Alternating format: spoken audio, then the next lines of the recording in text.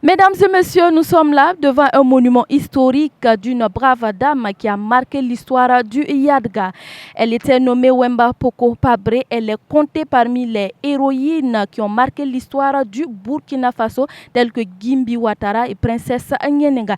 Et c'est dans cette belle cité du Yadga que continue le jour 2, qui marque bien sûr l'apothéose de la 3e édition des universités alternatives des jeunes, organisée bien sûr par le Rassemblement des intelligences pour la souveraineté africaine. Kaziba TV vous invite à suivre cette dernière session qui se déroule dans le centre de dialogue et d'échange pour les jeunes de Waïgouya.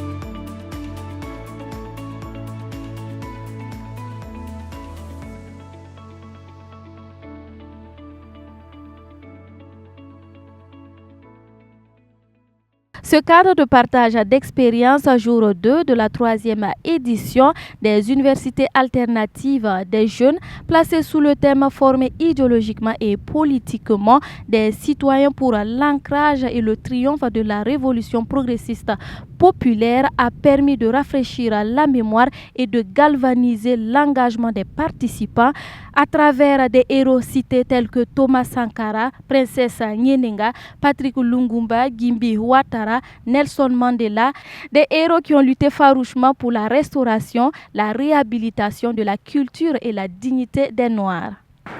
L'histoire de Lumumba, Sankara, Amilcar Cabral, Niobé, Mounier et bien d'autres montrent que les leaders africains qui défendent une souveraineté réelle deviennent souvent les cibles des puissances étrangères. Et aujourd'hui, l'AES doit faire attention parce que nos dirigeants, ce module, c'est ça. Ça nous permet de comprendre que les luttes n'ont pas commencé maintenant, mais jusqu'à présent, tous les leaders qui s'affichent ont fini par être victimes de l'impérialisme dans la plupart des cas. Donc aujourd'hui, dans l'AES, le combat que nous menons, nous devons ouvrir les yeux. Voilà pourquoi j'ai cité une citation de Sankara qui dit que les peuples mobilisés, consensueux, effraient même les bombes atomiques. Nous devons être les boucliers humains des dirigeants de l'AES.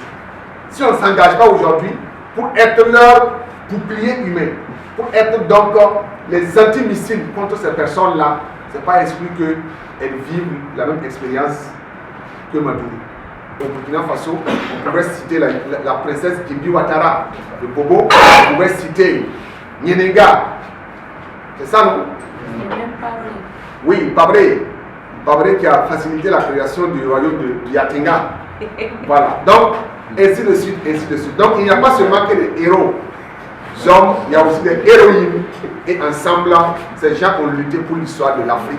Mais retenons que la plupart d'entre eux ont été victimes de l'impérialisme à cause du fait que les Noirs ont été des traîtres vis-à-vis de leurs frères noirs. Donc, nous devons briser cette chaîne de la trahison pour nous ériger contre l'impérialisme de façon farouche. Chacun doit dire l'impérialisme ne passera pas par moi pour vaincre la cause de l'AIS.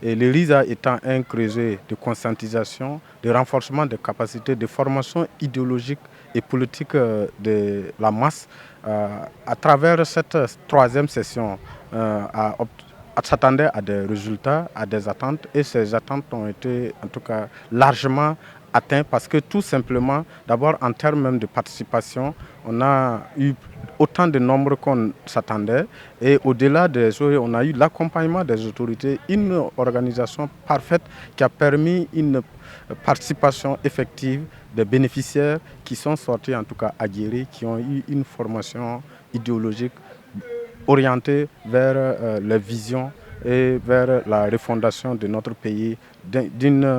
En résumé, pour dire que cette formation, en tout cas pour nous, à apporter les éléments substantiels nécessaires pour le rayonnement de la RPP dans la région du Yadega. On a suivi cette formation avec succès et durant ces 2 jours de formation, ça a été une bonne formation vraiment sur les valeurs de notre pays, sur les martyrs, les héros qui ont combattu pour nous avant que notre génération arrive. Et nous, à notre tour, on doit aussi faire la même chose, combattre aussi avec détermination pour les futures générations à venir. Le message que j'ai à l'endroit de la jeunesse burkinabé, et il faut que nous nous mobilisons pour prévenir et préserver la dignité de notre pays. Parce qu'il faut se mobiliser pour contribuer aux activités que l'État a mis en place pour la bonne marche du pays. Nos impressions durant ces 2 jours de formation qui a consisté à renforcer nos capacités intellectuelles à défendre idéologiquement et politiquement la RPP, c'est vraiment, des sentiments de satisfaction à l'issue de ces formations autour du thème central qui a été subdivisé en 4 modules et qui a été, au cours desquels nous avons été entretenus par 2 formateurs de rang national, à savoir Dr Hyacinthe et M. Warmé. Donc je dirais que c'est vraiment des sentiments de joie et de satisfaction qui nous animent à ce temps-ci. Mesdames et messieurs, nous sommes donc au terme de ces 2 jours de formation de la 3e édition des universités alternatives des jeunes, organisée bien sûr par le Rassemblement des intelligences pour la souveraineté africaine. Placé sous le thème former idéologiquement et politiquement des citoyens pour l'ancrage et le triomphe de la révolution progressiste populaire. Cette séance s'est déroulée autour de 4 modules. Module 1, les initiatives présidentielles, une concrétisation de la vision souverainiste du capitaine Ibrahima Traoré. Module 2, la révolution progressiste populaire, un outil pour l'ancrage d'une démocratie endogène. Module 3, à la découverte de quelques martyrs et héros noirs. Module 4, enfin, la communication, une arme de guerre. L'objectif de cette formation est d'offrir aux jeunes un repère d'analyse et une meilleure compréhension des enjeux stratégiques du contexte national. Mesdames et messieurs, merci pour votre constante fidélité sur Kaziba TV. Restez connectés pour la suite de l'information. Kaziba TV, pour un Burkina Faso souverain, intègre et fier.